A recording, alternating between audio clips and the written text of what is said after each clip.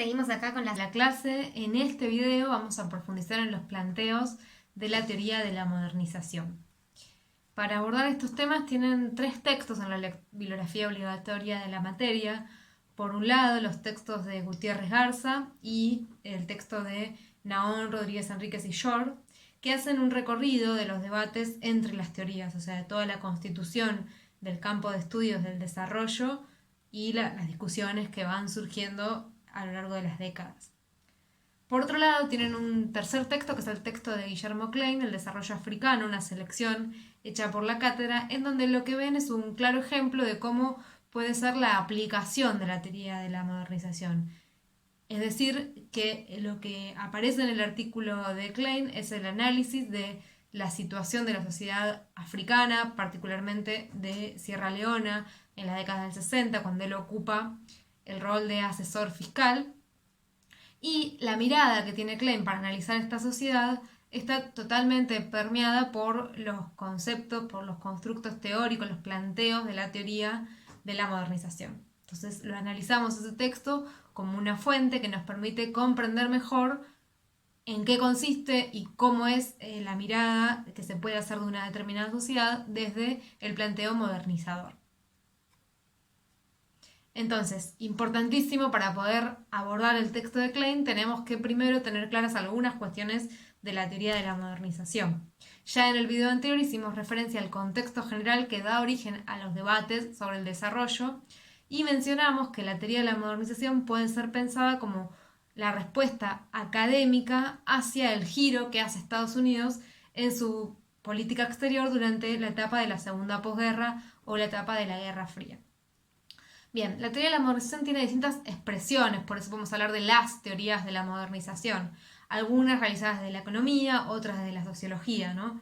En el texto de Gutiérrez Garza encuentran dos modelos, uno dual, propuesto por Arthur Lewis, y otro lineal, expresado por la teoría de Whitman-Rostow, ambas expresiones desde la economía, y en el texto de Naón, Rodríguez Enríquez y Shor, que es un texto más extenso, que entra en mayor profundidad en los debates, tienen también mencionadas las expresiones de la teoría de la modernización desde la sociología, mencionando por un lado el aporte del estructural funcionalismo de Talcott Parsons y la recuperación de estos aportes que hace Gino Germani para analizar específicamente los procesos de cambio social y transición de lo tradicional a lo moderno en nuestro continente, particularmente en Argentina. Vamos entonces a presentar primero algunas cuestiones generales de las teorías de la modernización, del enfoque modernista, para luego entrar en algunos matices, en algunos detalles de cada una de estas vertientes. En primer término, una característica general de esta teoría y central es que conceptualiza el desarrollo como un proceso de transformación de lo tradicional a lo moderno, donde lo tradicional es caracterizado por el estancamiento, por economías de subsistencia, y lo moderno es donde prima una sociedad dinámica, abierta al cambio y fundamentalmente capitalista. La teoría de la modernización es una teoría universalista y también podríamos decir etnocentrista, porque plantea que existe un único camino hacia el desarrollo y una única forma posible de sociedad desarrollada.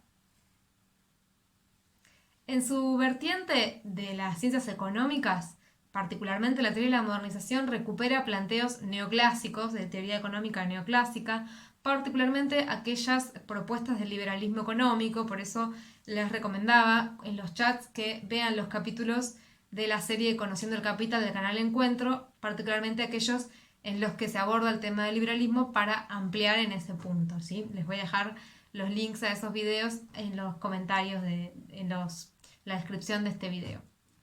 Un componente fundamental dentro de lo que recupera la teoría de la modernización del liberalismo es la adhesión a la tesis ricardiana de las ventajas comparativas y las virtudes del comercio internacional. Esta tesis decimos que es ricardiana porque está planteado por David Ricardo, en principio, luego recuperada por otros liberales, por otros estudios marginalistas del liberalismo económico posteriores. Y en el caso de la teoría de la modernización, particularmente lo que se recupera es la idea de que puede existir un beneficio mutuo en el comercio internacional. Es decir, que las relaciones económicas existentes entre los países con mayor y menor grado de industrialización pueden darse de una forma tal que ambos actores, que ambos conjuntos de países resulten beneficiados, ¿sí? Cada país debe entonces dedicarse a producir lo que hace mejor, para lo cual tiene mayores ventajas comparativas, mejores condiciones de producción, y de esa manera todos los países van a beneficiarse por igual. Esta mirada sobre el comercio internacional es donde van a anclar particularmente las críticas que se le van a hacer a la teoría de la modernización desde las teorías posteriores, las teorías de la dependencia y fundamentalmente el estructuralismo latinoamericano. Otra cuestión fundamental de la teoría de la modernización es el rol que estos teóricos modernistas le asignan a la cultura, ¿sí? Para poder modernizarse, las sociedades tienen que fundamentalmente adoptar los valores culturales occidentales, aceptar las ventajas que trae aparejado el progreso y guiarse por una racionalidad económica, privilegiando cuestiones como el aumento de la productividad económica, confiando en la eficiencia del conocimiento científico y abandonando todas aquellas costumbres tradicionales que pueden ser un obstáculo para el desarrollo. Esta conceptualización que tiene la teoría de la modernización sobre la cultura y la importancia que le asigna a los elementos culturales para desarrollar el cambio social y avanzar hacia el progreso muestra que la teoría no restringe el desarrollo únicamente a la implantación de tecnología, los cambios materiales, la industrialización. Si bien estas cuestiones son importantes, es necesario que estos cambios tecnológicos o materiales estén acompañados por un cambio cultural. Esto se ve muy claro en el texto de Guillermo Klein, en donde hace un comienzo en el cual le dedica unos par de párrafos a reflexionar acerca del lugar de la tecnología y el lugar de la cultura para pensar los cambios y el desarrollo. Asimismo, la teoría de la modernización parece asignarle a todos los países, a todas las sociedades, las mismas posibilidades de alcanzar el progreso. Son los países desarrollados los que ofrecen una vía, un camino hacia el progreso, y los países subdesarrollados solo tienen que copiar su modelo, seguir sus pasos para poder llegar al progreso, al desarrollo.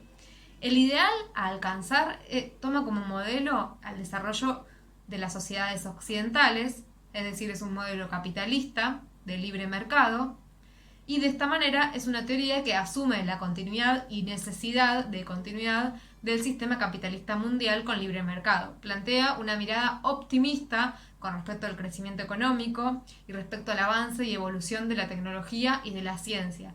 Es decir, es una teoría que busca legitimar al capitalismo y especialmente a la libertad de mercado como mecanismo dentro del capitalismo.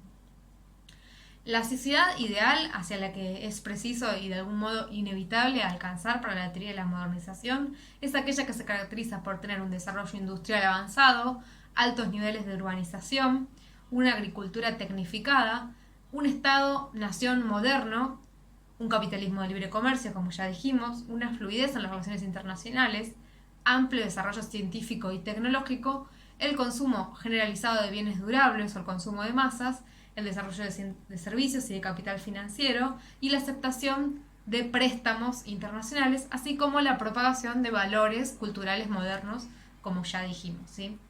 El diagnóstico sobre el cual la teoría de la modernización basa sus planteos parte de afirmar que los países atrasados son aquellos que tienen bajos ingresos, pequeña dimensión de sus mercados internos y un empresariado incompetente. Esta situación de los países atrasados se debe fundamentalmente, según la teoría de la modernización, a que estos países no tomaron aún las medidas adecuadas y por ese motivo quedaron rezagados en el camino. De esta manera, su desarrollo es concebido como la versión incompleta del desarrollo, y todos los países tienen iguales oportunidades para alcanzar ese desarrollo. De esta manera, según el planteo de la teoría de la modernización, los países subdesarrollados son de algún modo responsables de su propia situación. Es una lectura que no visibiliza relaciones de poder, de dominación, los saqueos a las colonias, los procesos históricos previos por los cuales atravesaron la historia de los países subdesarrollados para llegar a ese lugar. Y allí van, claro, vamos adelantando, otra de las críticas que las teorías de la dependencia y las teorías estructurales van a hacer hacia la teoría de la modernización. La máxima expresión de esta teoría y su versión más tal vez extrema es el planteo que hace Whitman Rostow, que vivió entre los años 1916 y 2003 y que plantea un esquema evolutivo que iba desde sociedades llamadas tradicionales hacia aquellas modernas, pasando por 5 etapas cuando en la tercera etapa sucedía el despegue o take-off, que era fundamental para alcanzar el desarrollo. Como decíamos, el modelo ideal hacia el cual apunta el desarrollo en este esquema es la sociedad capitalista, en donde el mercado se desarrolla libremente. Por eso se suele decir que la teoría de Rostow es prácticamente la antítesis, lo contrario totalmente a aquello que 100 años antes formuló Karl Marx, ¿sí? De hecho, la obra fundamental de Rostow lleva el nombre de Manifiesto No Comunista, planteando justamente esta oposición con respecto al manifiesto comunista elaborado por Marx y Engels. El objetivo de la obra de Rostow consistió en aplicar la teoría económica a la historia económica. Él planteaba que la tasa de inversión debía ser mayor a la tasa de crecimiento demográfico para así poder alcanzar el desarrollo, ¿sí?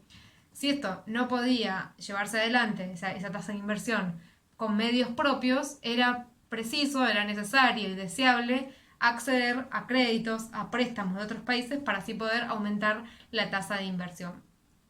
Su esquema evolutivo está dividido, como ya dijimos, en 5 etapas que van desde lo tradicional a lo moderno.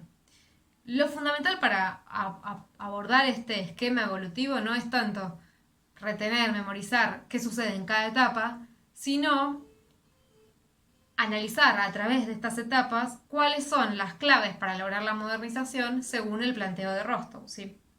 En el extremo inicial, en el extremo menos desarrollado del esquema evolutivo planteado por Rostow, tenemos a una sociedad tradicional, cuya economía se caracteriza por ser de subsistencia, con una producción ligada al consumo, con una predominancia de relaciones interpersonales, cara a cara, sin desarrollo científico, ni capital, ni tecnológico, y un tipo de sociedad que podríamos definir como sociedades precapitalistas, ¿sí? Aquí, con sociedad tradicional y precapitalista, se uniformiza, se engloba un conjunto amplio de sociedades que pueden ser aquellas cazadoras recolectoras, agricultura de subsistencia. Es una categoría que homogeneiza a una diversidad cultural importante.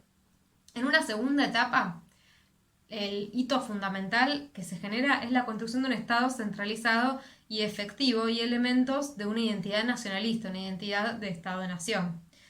Especialmente en esta segunda etapa también se aceptan y difunden las ventajas y valores del progreso. La economía se abre a la recepción de préstamos internacionales y se mejora técnicamente la agricultura, ¿sí? La tercera etapa es la etapa del despegue o take-off, en la cual lo que sucede fundamentalmente es la industrialización. Se estimula la agricultura hacia el desarrollo de tecnologías orientadas a la producción agricultora y se alcanzan niveles sostenidos de crecimiento del PBI nacional y por cápita. En cuarto lugar, tenemos el desarrollo más extensivo de la tecnología que se hace presente en las distintas etapas de la vida, con nuevas industrias, con especialización, diversificación de esta producción industrial y de esta manera menor dependencia a las importaciones. Y por último, en la quinta etapa, se alcanza el consumo de masas y el estado de bienestar, ¿sí? Les decía que no es tan importante retener qué sucede en cada etapa, sino extraer de este esquema cómo se expresan los valores necesarios para alcanzar el progreso según la teoría de la modernización. En primer lugar, resulta muy importante para la teoría la apertura hacia el mundo, la aceptación de préstamos y créditos, que como vemos sucede en la segunda etapa. Además, son fundamentales los elementos culturales, como ya dijimos, la aceptación de las ventajas del progreso, también sucediendo en la segunda etapa. En tercer lugar, resulta muy importante la industrialización, como dijimos, no como una mera implantación de tecnología, sino acompañada por un cambio cultural, por la aceptación de las ventajas del progreso, por la adopción de una actitud emprendedora, de una sociedad dinámica que está abierta al cambio.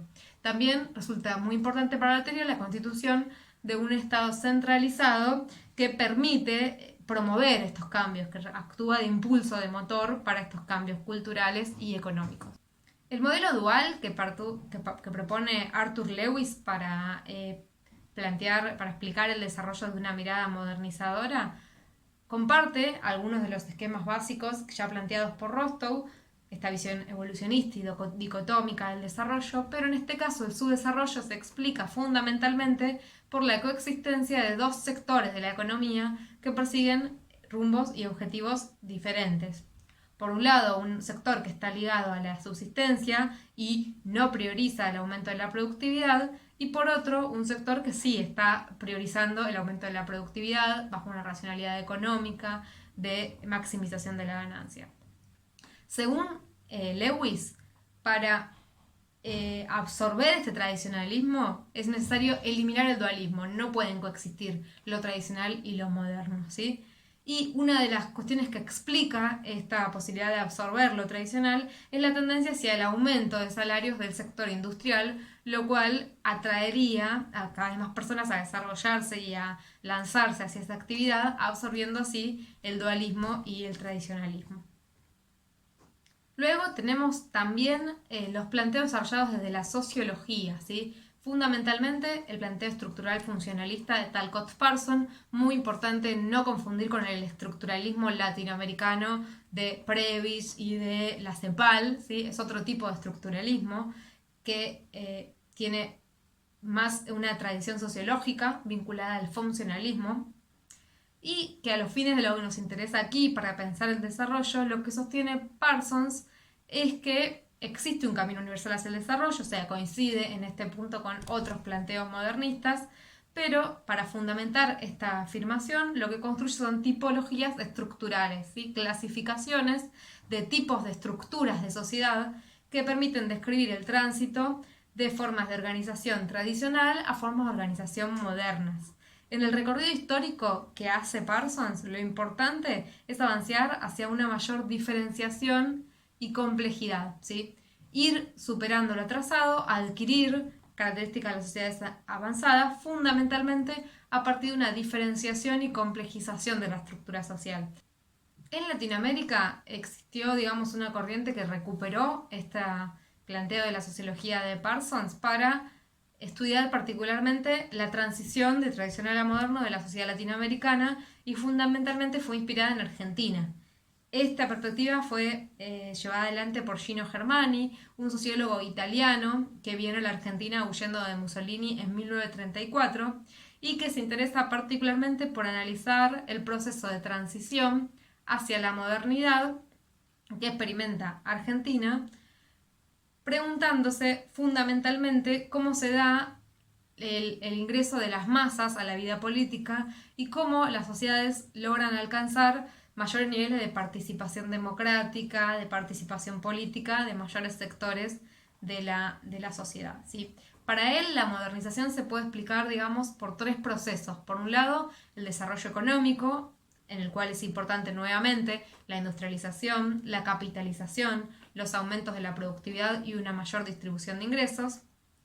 En segundo lugar, además del desarrollo económico, tiene que haber una modernización social para Gino Germani, es decir, las sociedades tienen que ir evolucionando en su estructura, adoptando nuevos valores y fundamentalmente a partir del contacto con sociedades modernas por medio de la migración es que para Gino Germani se va a dar esta modernización social. Y en tercer lugar, también es necesaria una modernización política que consiste en la constitución de un Estado liberal que pueda generar nuevas estructuras sociales, mayor democracia, mayor participación política y consolidar un empresariado que pueda actuar libremente. Una cuestión fundamental del planteo de Gino Germani es que para él el fenómeno migratorio es el motor del cambio, ya que propicia el contacto con sociedades más avanzadas, ¿sí? Pero bueno, estas son las distintas vertientes de la teoría de la modernización. ¿Qué es lo que nos interesa a los fines de la actividad de la clase de hoy? Nos interesa que ustedes puedan abordar el texto de Guillermo Klein y que se pregunten y respondan en qué aspectos del texto aparece ilustrada la teoría de la modernización, ¿sí? ¿Se le ocurren algunos ejemplos concretos de esta aplicación? Bueno, vamos a orientar con algunas pistas.